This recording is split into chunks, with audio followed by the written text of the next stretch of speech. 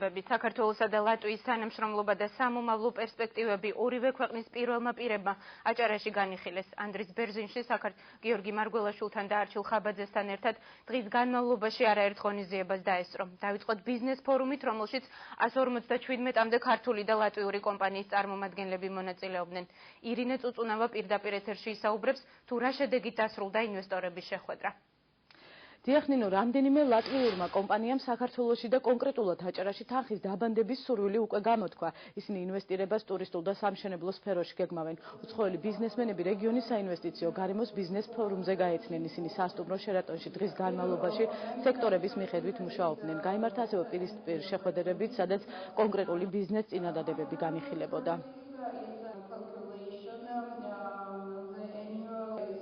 ბათუმის საკურორტო ცენტრია, ქალაქში აქტიურად მიმდინარეობს მშენებლობები. ვფიქრობ, აქ ტურიზმი უფრო განვითარდება. ბათუმს აქვს დიდი პოტენციალი იმისთვის, რომ ჩვენ შევძლოთ ჩვენი პროდუქტის წარმოდგენა. გავს შეხვედრები სწორედ არის მოტივატორი და წამახალისებელი და კიდევ უფრო მეტი შესაძლებლობის გამჩენი ქართული კომპანიებისთვის, იმიტომ რომ საკმაოდ დიდია გამოცდილება ევროკავშირის ქვეყანა მოგეხსენებათ ლატვიას არის საკმაოდ დიდია პროფესიონალიზმი ამ კუთხით, დიდია მართვის შესაბამისად მშენებლობის ხარისხის კუთხითაც, ამიტომ ვფიქრობთ, რომ როგორც გამოცდილების გაზიარების, ასევე პარტნიორების შეძენის კუთხით საკმაოდ დიდი ეფექტი ექნება დღევანდელ ფორუმს. ორმხრივი შეთანხმების შედეგად წარმოდგენილი იყო კონკრეტული სფეროები, არის როგორც მშენებლობის მიმართულება, ტურიზმის მიმართულება, სოფლის მეურნეობის მიმართულება და სხვა მიმართულებები, რომელიც დაინტერესებული იყო ლატვიის მხარი. ბიზნეს ფორუმს დღეს საქართველოსა და ლატვიის პრეზიდენტები, ასევე აჭარის მთავრობის თავმჯდომარე ესწრებოდნენ. ფორუმი ოფიციალურად საქართველოს პრეზიდენტმა გახსნა. გიორგი მარგველაშვილმა ქვეყნის ეკონომიკურ სტრატეგიაზე ისაუბრა და განაცხადა, რომ საქართველოში ლიბერალური, სავაჭრო და გამარტივებული საგადასახადო პოლიტიკა, რაც მარგველაშვილის თქმით ინვესტორებს მიმზიდველ გარემოს უქმნის. საქართველოს ხელსაყრელ გეოგრაფიულ მდებარეობაზე გაამახვილა ყურადღება დღეს ლატვიის პრეზიდენტმა. ნაბიჯები, რომელიც ჩვენ გადავიდით და რამემართობითაც მოძრაობთ, ბუნებრივად აისახება იმ ბიზნეს კლიმატზე, რომელიც არის. და ამ ბათუმი და საერთოდ საქართველოს მთლიანად მთელი საქართველო წარმოადგენს ძალიან საინტერესო პოტენციალს ტურიზმში ინვესტირების თვალსაზრისით. ჩვენ ამ მიმართულებით ბუნებრივია უკვე გადავდგით ნაბიჯები და მე მიხარია, რომ ჩვენი სტუმრები დღეს არიან ბათუმში, სადაც ხედავენ, რამხელა პოტენციალი არსებობს და უკვე რამხელა სამუშაო არის განხორციელებული, მაგრამ ამ თვალსაზრისით ჯერ კიდევ ძალიან დიდი პოტენციალი არის, ეს არის მზარდი პოტენციალი. მე კიდევ ერთხელ დავწმუნდი, თუ რამდენად მნიშვნელოვანია ამ რეგიონის გეოგრაფიული მდებარეობა. ასევე უაღრესად მნიშვნელოვანია ის, რომ შევინარჩუნოთ გარემოს დაცვის სტანდარტები, განსაკუთრებით უნდა გავუფრთხილდეთ ზღვას. ეს ერთ-ერთი რამაა, რა ჩვენ საერთო ინტერესებში შედის. საქართველოს მთავრობა მიმზიდველ და კომფორტულ საინვესტიციო გარემოს სთავაზობს უცხოელ ინვესტორებს. მოქნილი და დაცულია ინვესტიცია ჩვენს ქვეყანაში.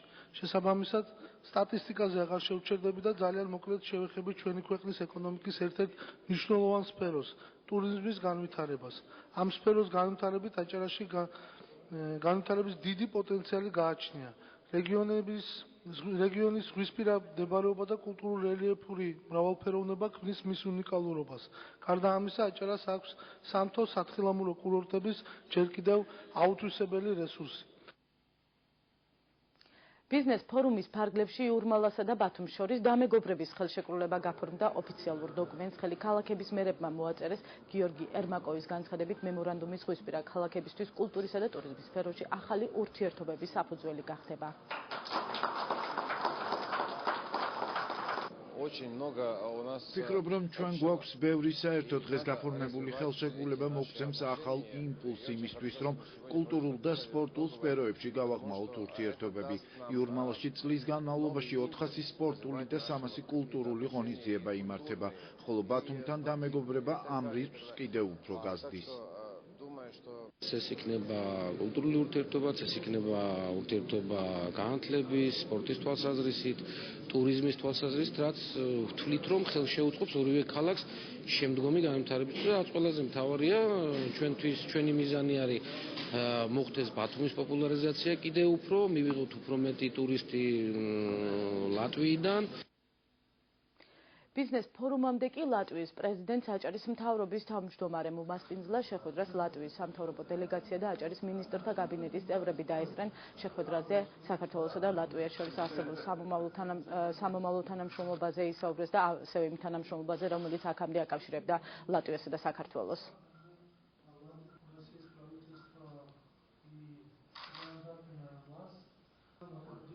პრეზიდენტთან შეხვედრის დროს ჩვენ ვისაუბრეთ საქართველოსა და ლატვიას შორის მჭიდრო ურთიერთობებზე.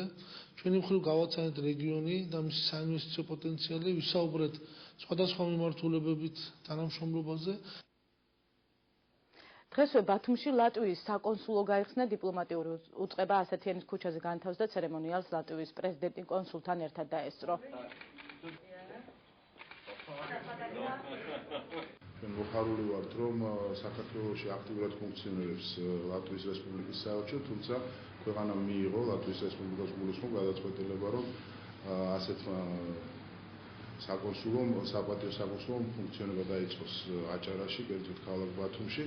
უნებრივია, ჩვენ შევეცდებით, რომ ტურისტულ სეზონთან დაკავშირებით და ისედაც მზად ვიყოთ იმისათვის, რომ ნებისმიერ მოქალაქეს ლატვიიდან გაუწიოთ შესაბამისი დახმარება. საქართველოში ლატვიის პრეზიდენტის ვიზიტი დაასრულა, ანდრის ბერჟინსმა ბათუმი უკვე დატოვა.